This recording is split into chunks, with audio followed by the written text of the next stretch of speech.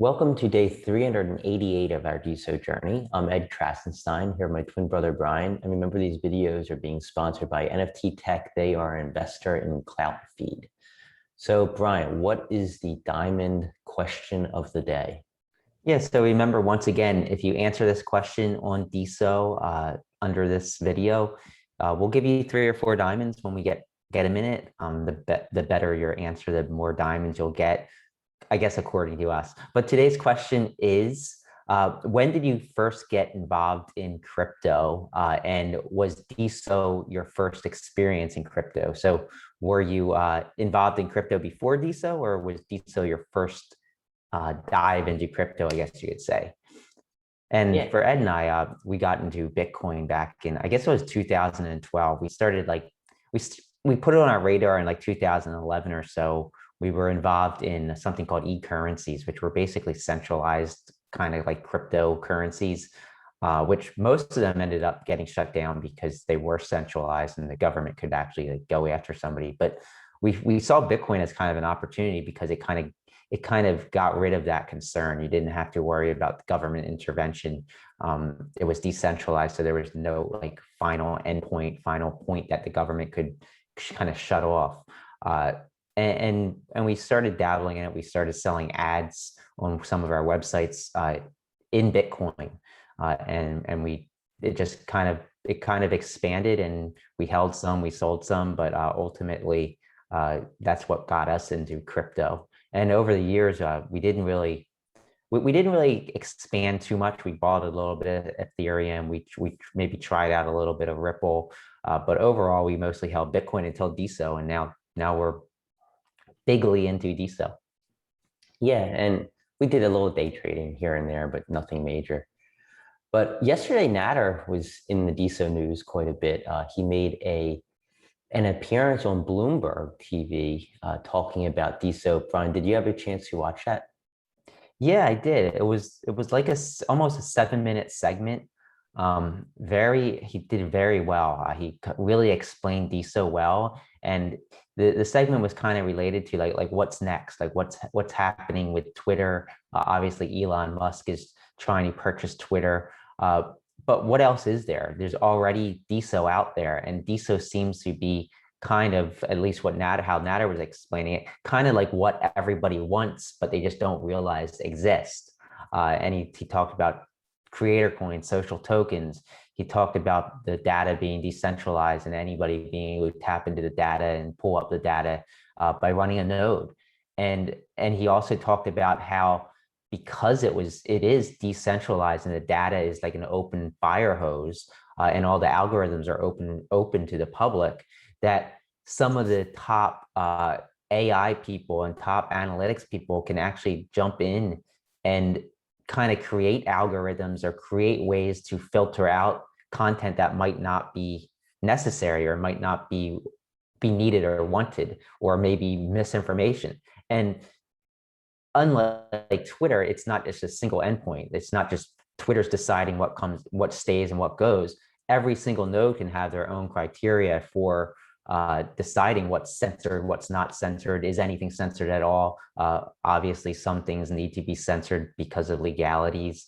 But I think it's the solution that everybody's looking for that they don't even know exists. So like people are asking, what's this best solution for social media, so that you don't have to worry about Jack Dorsey or the board of directors at Twitter banning somebody or censoring posts.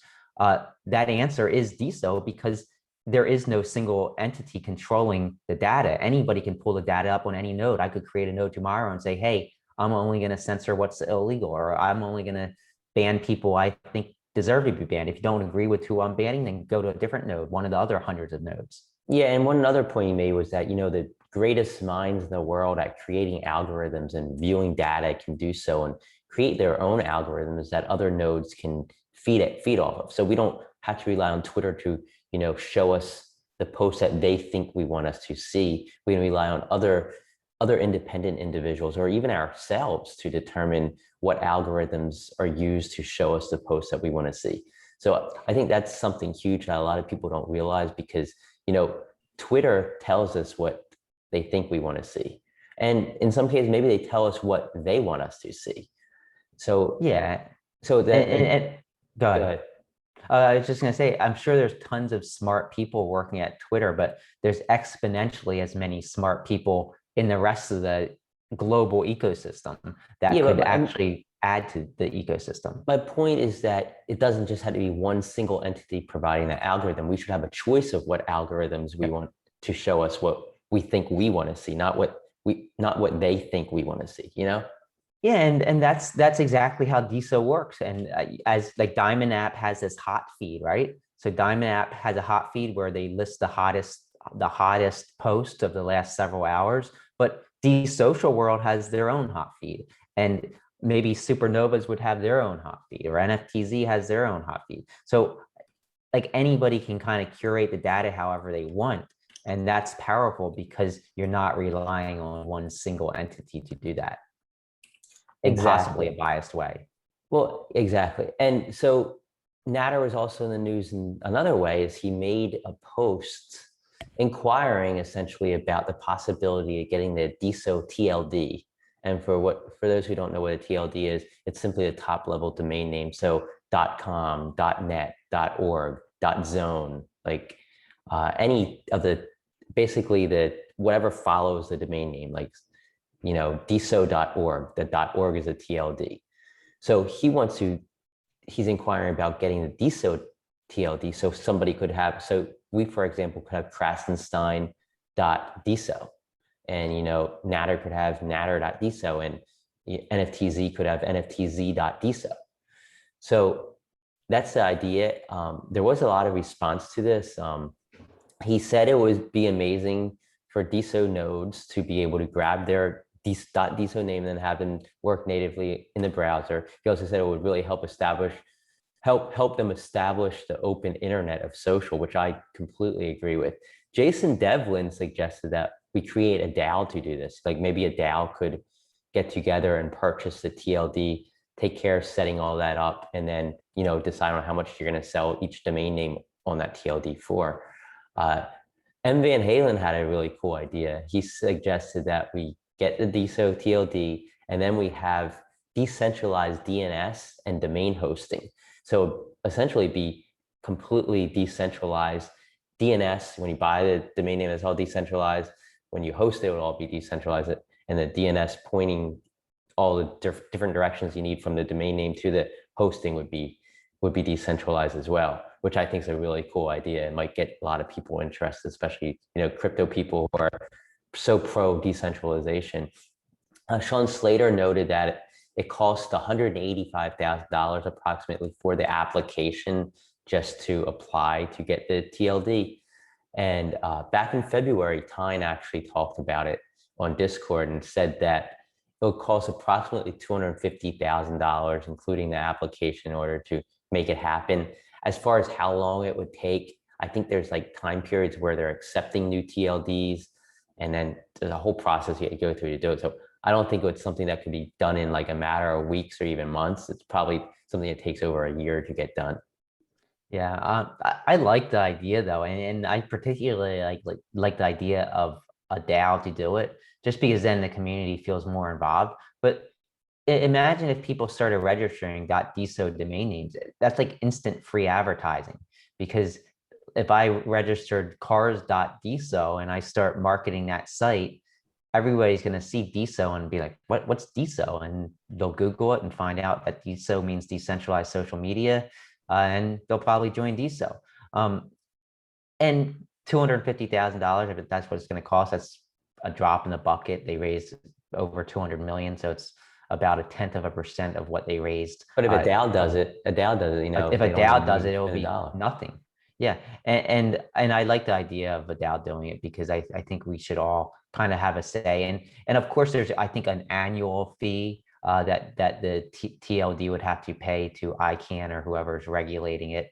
I'm not sure what the annual fee is, but you can make that up by charging something. I mean, it could be something small, it could be like $1 or $2 a year for a domain name. Typically, they're anywhere from like $5 to $20 to Yeah, or register you it. could do something where if you have like a DeSo account, you get it for $5 a year. If you don't, it costs $10 a year or something. Yeah, exactly. So there's all kinds of ideas that could be floated around, and I like that they're thinking about this. And this all stemmed from just discussions that Elgin was having regarding who bought the domain name DeSo.com and whether we want to create a DAO to buy the DeSo.com domain name.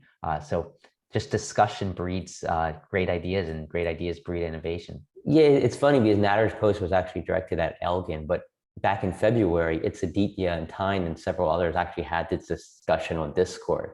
So it's something that's been an idea that's been within the community for quite some time. I guess Nader didn't see that discussion, but now he has the same idea and was asking Elgin for some feedback.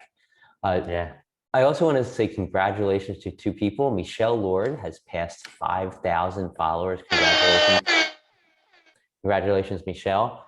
And Goldberry, just I guess it was yesterday or the day before, we were saying how Goldberry should be verified because her testimonial is being used on Diamond, so Diamond should be verifying it. I didn't even get to say the good news. Goldberry's been verified. Congratulations, Goldberry, for your verification. Sorry, I celebrated too soon there. I was just so excited. Premature celebration. Yeah. Yeah, so congrats to both Michelle, Goldberry, two great people, great OGs on DeSo. What were the top hashtags of the last 24 hours, Brian? Yeah, so number one was DeSo, followed by NFT, art, verify Sandy Rose. It's staying up there, had some staying power, Sandy. And finally, photography is number 5. Yeah, and the top earners on DeSo according to Open Prosper? Yeah, it's an interesting figures again. I'm guessing some bot activity, but in total, $3,535 was earned in the last 24 hours by 39,739 creators.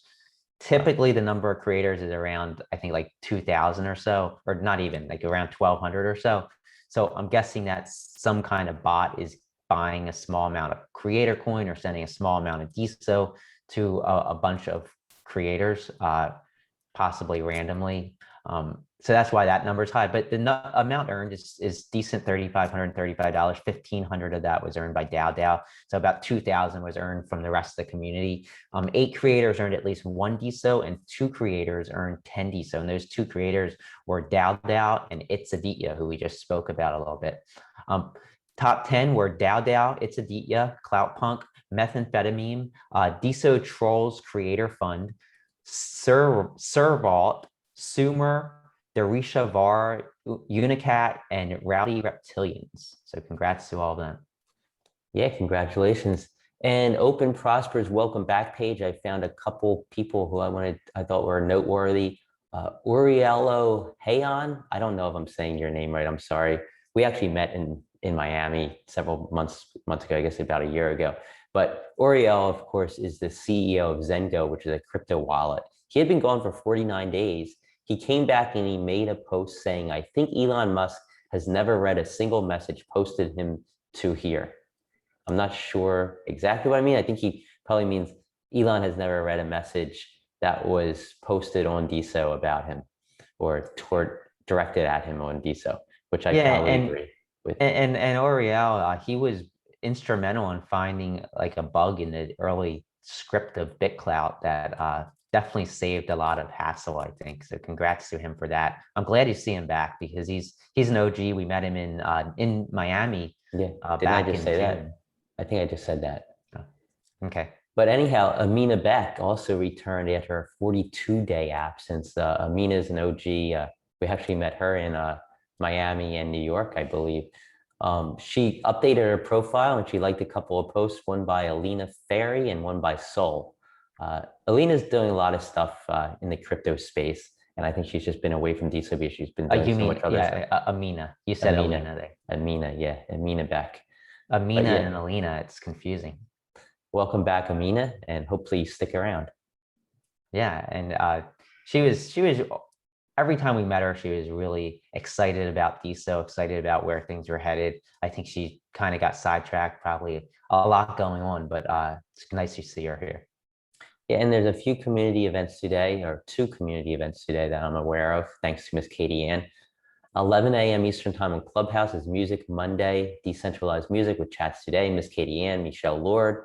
It's featuring GJ Art, Rhubarb, Dr. Rod, Maintain Their Reason, Goldberry, Mercury, Alendez, Extinct, Sean Drums, St. Lane's, DOZ, Jay Lamb, William Laurent, and many others.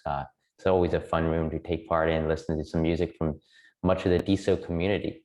And at 7 p.m. Eastern Time on Entra is the Entra Town Hall with Sean Tron and Michael Mara, along with many others. Those are always fun rooms to take part in. But I believe that's all we have for today. Sundays are usually pretty dead, so the video on Monday is usually a little shorter than normal, but we'll be back at you tomorrow.